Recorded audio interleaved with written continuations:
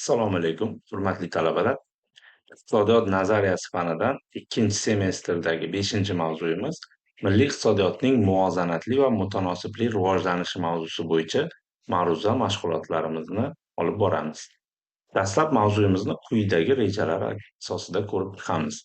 Dastlab makroiqtisodiy muvozanatlik, uning turlari va shart-sharoitlari, iqtisodiy mutanosiblik va uning turlari, milliy ishlab chiqarish muvozanatli hajmi va uning aniqlash usullari, O'zbekistonda tarkibiy o'zgarishlarni amalga oshirishda iqtisodiy barqarorlikni ta'minlash vazifalari. Quyida demak mavzuyimiz yuzasidan asosiy foydalanilgan adabiyotlar ro'yxati keltirilmoqda va siz bu darsliklar yordamida mavzuni yanayam batafsil ko'rib chiqishingiz mumkin bo'ladi. Makroiqtisodiy muvozanatlikka to'xtaladigan bo'lsak, makroiqtisodiy muvozanatlik bu jamiyat ehtiyojlari bilan uning iqtisodiy imkoniyatlarini, ya'ni resurslari va ishlab chiqarish natijalarining miqdori hamda tarkibidan mos kelishi hisoblanadi. Ya'ni muvozanat o'z navbatida jamiyatning ehtiyojlari hamda ishlab chiqarish natijalarining bir-biriga ham miqdor jihatdan, ham tarkib jihatdan mosligini bildiradi. Bu jamiyatning iqtisodiy imkoniyatlari, ya'ni iqtisodiy resurslarini tengligini aks ettiradi. Endi makroiqtisodiy muvozanatlikning qanday turlari bo'lishi mumkin? Umumiy va xususiy ko'rinishda bo'lishi mumkin, shuningdek, maxsus muvozanatlik ham bo'lishi mumkin. Umumiy makroiqtisodiy muvozanatlik bu jamiyat ehtiyojlari va ishlab chiqarish natijalarining mos kelishlik darajasini ancha to'liq ifodalasa, bunda o'sha yalpi talab va yalpi taklif o'rtasidagi muvozanatlik, bunda o'sha yalpi ishlab chiqarish va yalpi iste'mol hamda yalpi daromadlar va yalpi xarajatlar bir-biriga teng bo'lsa, shuningdek, ishlab chiqarish xarajatlari va ishlab chiqarish natijalari, jamg'arma va investitsiyalar hajmining bir-biriga teng bo'lishi bu umumiy muvozanatlikka misol bo'la oladi. Endi xususiy muvozanatlikka to'xtaladigan bo'lsak, bunda jamiyat ehtiyojlari va ishlab chiqarish natijalari ayrim tomonlarining mos kelishlik darajasini ifodalaydi. Ya'ni bu ishlab chiqarish va iste'mol o'rtasidagi, aholining sotib olish layoqati va tovarlar taklifi o'rtasidagi, pul massasi va tovarlar miqdori o'rtasidagi, aholi bozorlaridagi tovarlar, resurslar, ishchi kuchi, ya'ni ularning talabi va taklifi o'rtasidagi, davlat byudjeti daromadlari va davlat byudjetining xarajatlari o'rtasidagi muvozanatlik bu aynan xususiy muvozanatlikka misol bo'la olishi mumkin ekan. Endi umumiy makroiqtisodiy muvozanatni ta'minlashning asosiy shart-sharoitlari mavjud.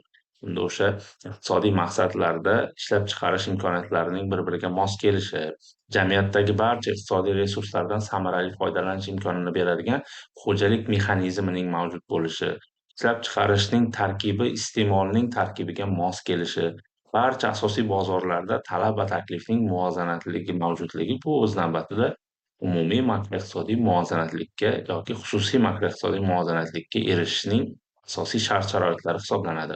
Yuqorida qayd etilgan shart-sharoitlarning mavjud bo'lishi bu mamlakatdagi makroiqtisodiy muvozanatni ta'minlashning asosiy shart-sharoitlari hisoblanadi.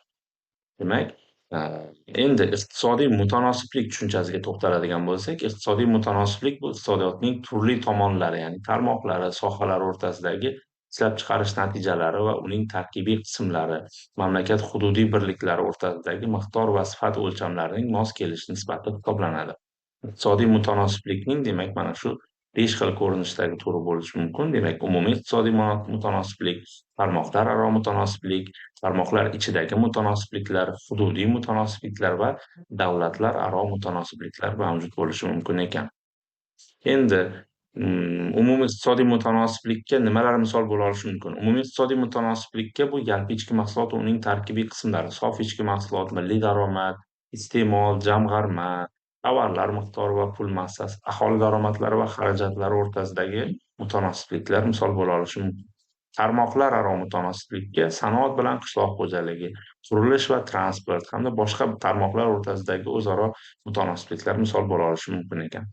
Tarmoqlar ichidagi mutanosiblikka aynan sanoatda qazib oluvchi va qayta ishlovchi, qishloq xo'jaligida dehqonchilik bilan chorvachilik o'rtasidagi mutanosiblik va boshqa bir qancha tarmoqlardagi o'zaro mutanosibliklar misol bo'la olishi mumkin. Hududlar bo'yicha alohida hududiy bo'g'inlar, viloyat, tuman, shahar va boshqa bir qancha hududiy birliklarning bir-biri bilan tashkiliy va iqtisodiy jihatdan bog'liqligi, demak, hududiy mutanosiblikka misol bo'la olishi mumkin ekan. Davlatlararo mutanosibliklar bu aynan jahon mamlakatlarining xalqaro mehnat taqsimoti orqali bog'liqlik darajasini aks ettirib berishi mumkin ekan. Endi iqtisodiy mutanosiblikka erishish orqali qanday natijalar qo'lga kiritilishi mumkin? Mamlakat miqyosida iqtisodiy mutanosiblik milliy iqtisodiyotning muvozanatli rivojlanishini ta'minlashni amalga oshirishi mumkin. Ya'ni bunda o'sha mavjud iqtisodiy resurslardan samarali foydalangan holatda jamiyat ehtiyojlarini to'liqroq qondirish imkoniyati paydo bo'ladi. Mehnat resurslarining to'liq va samarali bandligiga erishish mumkin bo'ladi.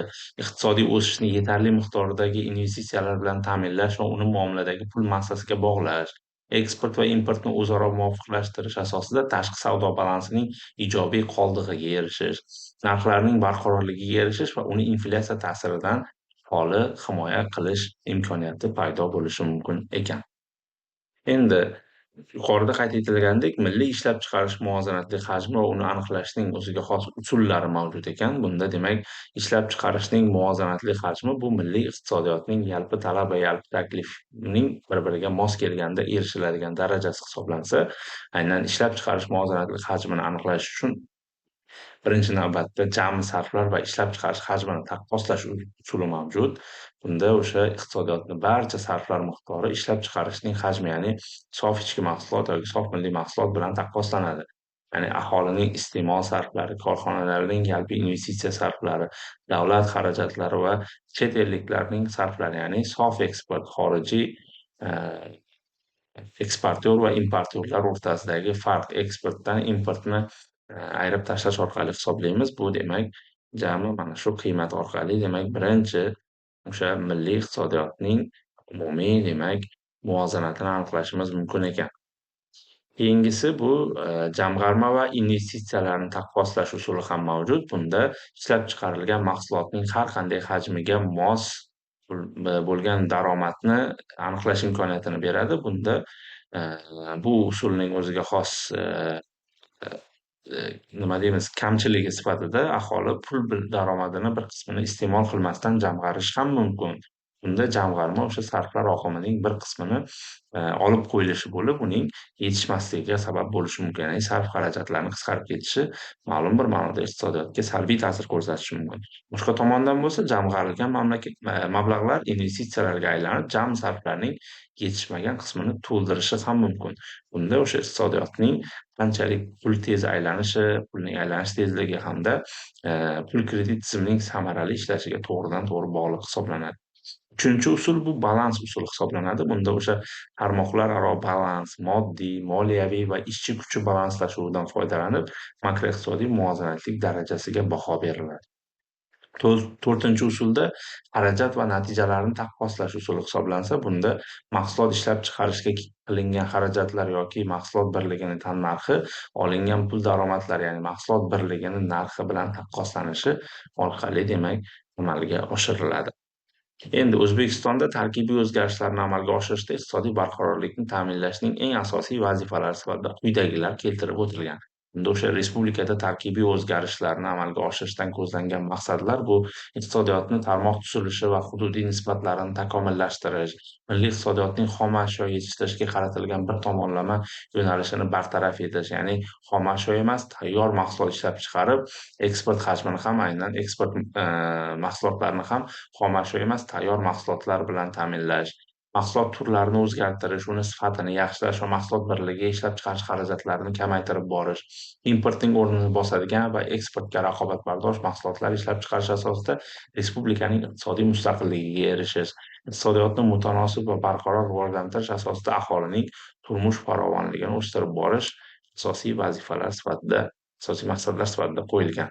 Demak, bunda o'sha asosiy yo'nalishlar, ya'ni O'zbekistondagi iqtisodiy islohotlarni amalga oshirishda tarkibiy o'zgarishlarning eng asosiy yo'nalishlari bu o'sha birinchi respublikaning energetika va oziq-ovqat mustaqilligini ta'minlovchi tarmoqlarini hamda majmualarini jadal rivojlantirish, ikkinchi bo'lib iqtisodiyotni takror ishlab chiqarish tuzilishini tubdan o'zgartirish, uchinchi bu iqtisodiyotning tarmoq tuzilishini qayta qurish va uning eng muhim o'zagi tarmoqlarini ustuvor rivojlantirib borish. To'rtinchisi, fan yutuqlarini keng ko'lamda joriy etiladigan ishlab chiqarishlarni muttasil rivojlantirish va ularning rolini tubdan oshirish. Beshinchisi bo'lsa, paxtachilik majmuasi uchun mashina va mexanizmlar ishlab chiqarishga asoslangan qishloq xo'jalik mashinasozligini rivojlantirish hisoblanadi. 6-si bo'lsa, samolyotsozlik va avtomobilsozlik sanoatini, radioelektronika va elektronika va elektronika sohalarini rivojlantirish, murakkab rozg'or texnikasi va xalq iste'mol mollarining boshqa turlarini ishlab chiqaruvchi moddiy bazani kengaytirish, qishloq xo'jaligida va agrosanoat majmuasida chuqur progressiv siljishlarga erishish, iqtisodiyotning investitsiya bazasini rivojlantirish va chuqurlashtirish hamda ishlab chiqarish va ijtimoiy infratuzilma va xizmat ko'rsatish sohalarini moddiy bazasini mustahkamlash kabi asosiy vazifalar belgilab olingan, yo'nalishlar belgilab olingan. Tarkibiy o'zgarishlarni amalga oshirishda qaysi tarmoq va sohalarga ustuvorlik berilishiga qarab, quyidagi yo'nalishlarga ajratishimiz mumkin bo'ladi. Dastlab demak, iste'molga yo'naltirilgan yo'nalish. Bunda o'sha tarkibiy o'zgarishlarning maqsadi aholining turmush darajasiga bevosita daxldor bo'lgan tarmoq va sohalarni ustuvor rivojlantirish. Eksportga yo'naltirilgan tarkibiy o'zgarishlar bo'lsa, qayta ishlovchi sanoat tarmoqlarini ustuvor rivojlantirish asosida ishlab chiqarish hajmini eksport hisobiga kengaytirish ko'zda tutilsa, iqtisodiyotni tarmoq va texnologik tuzilishini takomillashtirishga qaratilgan tarkibiy o'zgarishlar ham mavjud bo'lishi mumkin ekan. Shuning bilan bugungi mavzuyimiz nihoyasiga yetdi.